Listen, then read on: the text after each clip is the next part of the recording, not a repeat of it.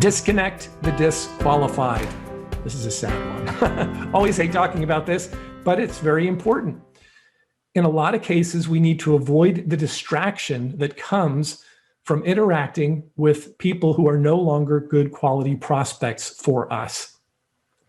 If it turns out that somebody we've been selling to for years is no longer a good qualified prospect, we need to start cutting the cord. We need to start to disconnect, because we're going to need to start establishing new relationships with people who are qualified. So avoiding the distraction means not convincing ourselves that, oh yeah, I need to get this person back or whatever.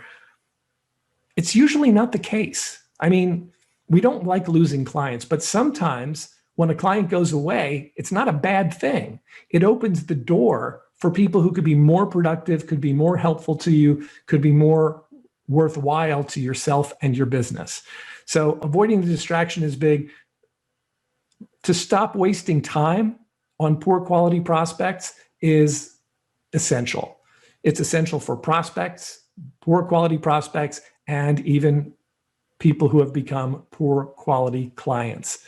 Over the years, and I'm sure you have your own war stories, you've got your own terrible stories about really prospects who were just very difficult. We all have that.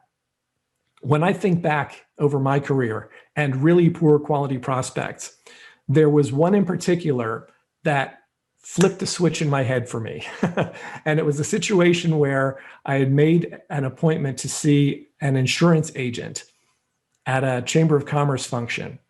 And he seemed like he was really on the ball. He seemed like a really bright guy.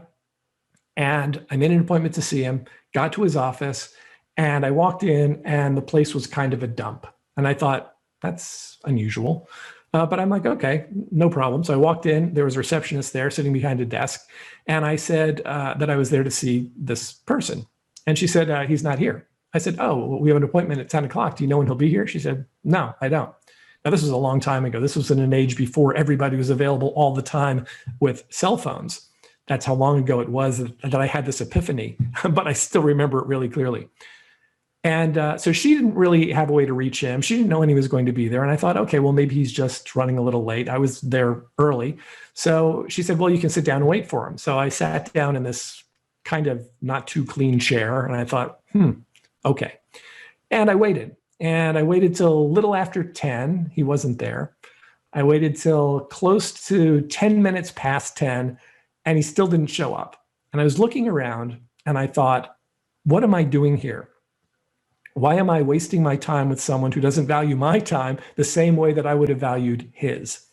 And from that point on, things switched in my brain. And I recognized the fact that our prospects have to be worthy of our time, just as we have to be worthy of our prospects' time. And sometimes we don't think about this. We're so focused on the idea of being the best that we can and putting our best foot forward all the time that we forget that if we're not dealing with people who do the same thing, we're setting ourselves up for failure. We're going to be interacting with people who are not worthy of our time and attention. And that's something that we really don't want to do. So in 3 words, it's stop wasting time, but that's a great example of how you can do that.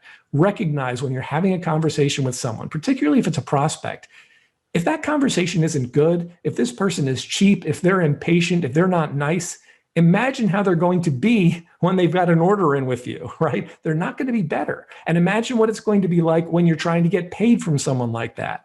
So thinking in terms of, and this goes beyond quality of life issues, but it certainly includes them. But thinking in terms of the fact that our prospects need to be worthy of our time and attention. And finally, every moment wasted with a poor quality prospect is a moment that could have been invested with a good one. There's waste and there's investment. And we want to be investing our time rather than wasting our time. And that comes from disconnecting from the disqualified. So, time for your self-diagnostic. Ask yourself this question. Do you need to disconnect from some poor quality prospects or clients right now? Do you? Are there some you've been pursuing and they haven't been buying anything and they've been blaming all sorts of outside factors, but the fact of the matter is maybe they're just no longer a good fit for you? Maybe they're just no longer a high quality prospect?